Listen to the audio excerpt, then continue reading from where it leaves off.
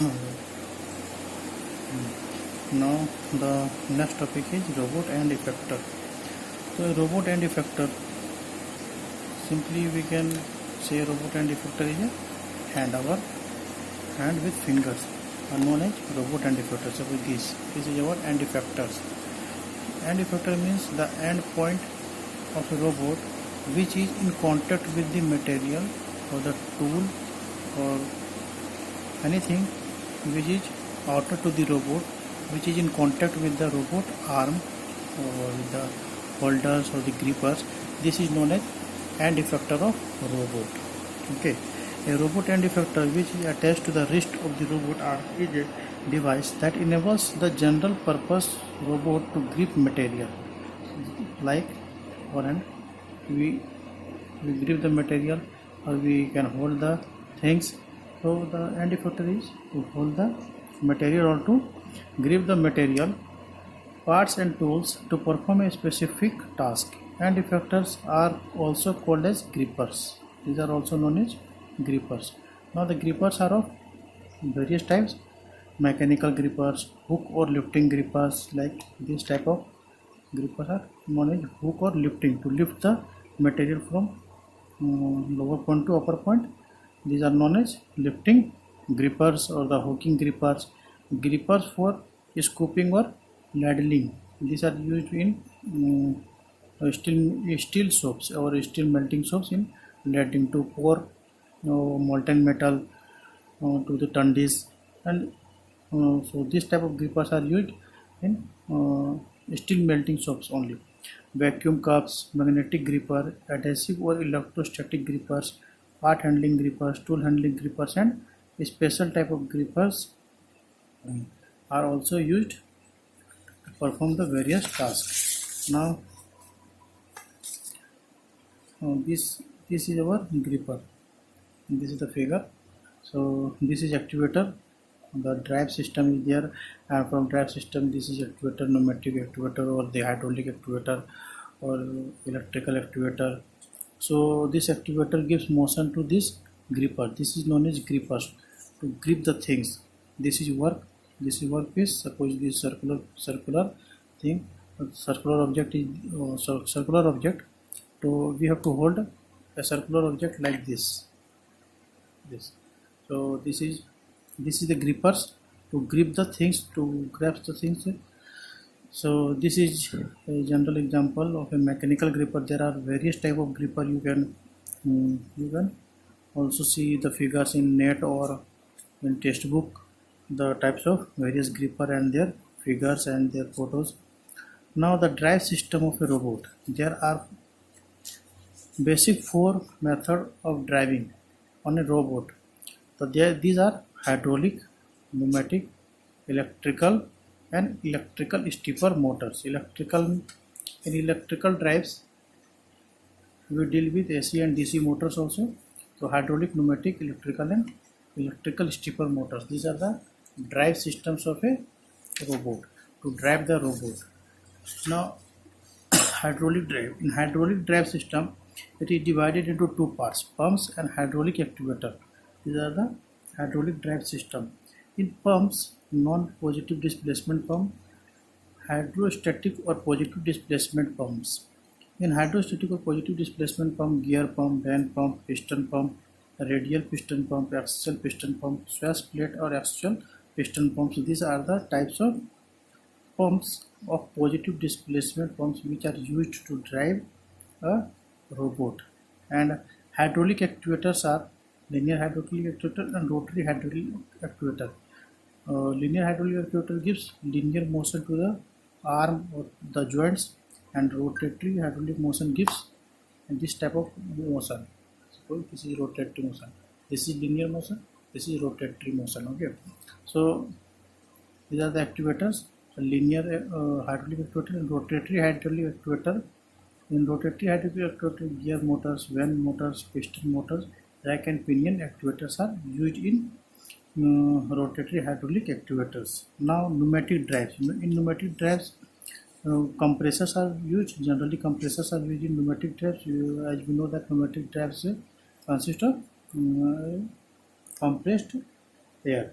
So compressors are used to compress the air.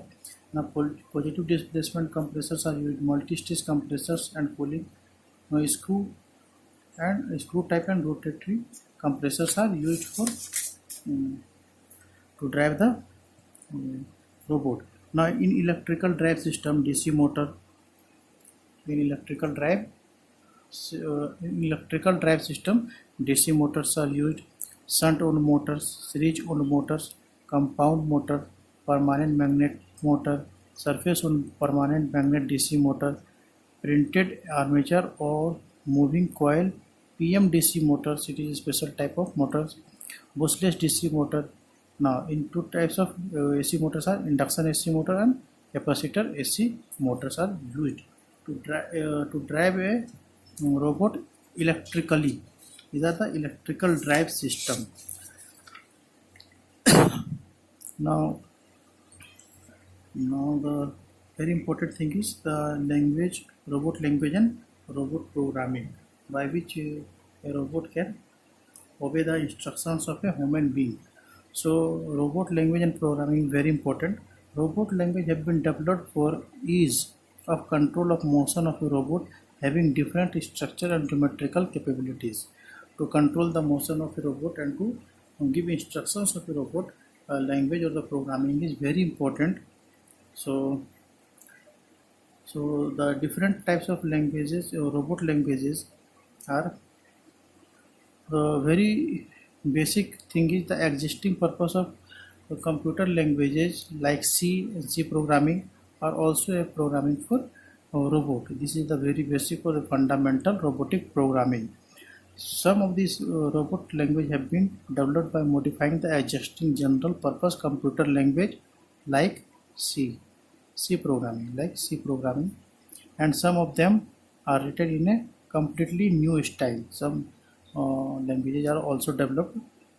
Now robot programming can be classified into 5 distinct levels of programming.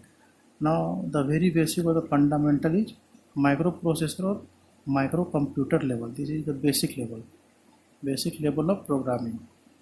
Now the second step or the second level is PTP level, that is point to point level, that is motion of the robot from one point to other point, from other point to other point, from suppose these are 1 point, 2 point, 3 point, 4 point, instruction of a robot from point 1 to point 2, point 2 to point 3 to 4 and so on to point level.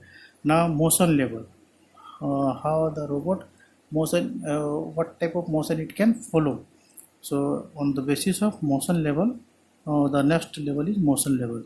Now structural programming level, it is in advanced level programming, and task oriented, it is also a advanced level programming. So these two are the more latest or the advanced level programming for the robot programming.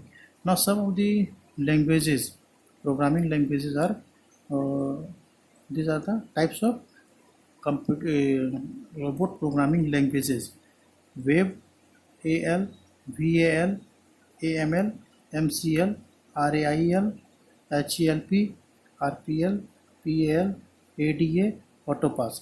These are the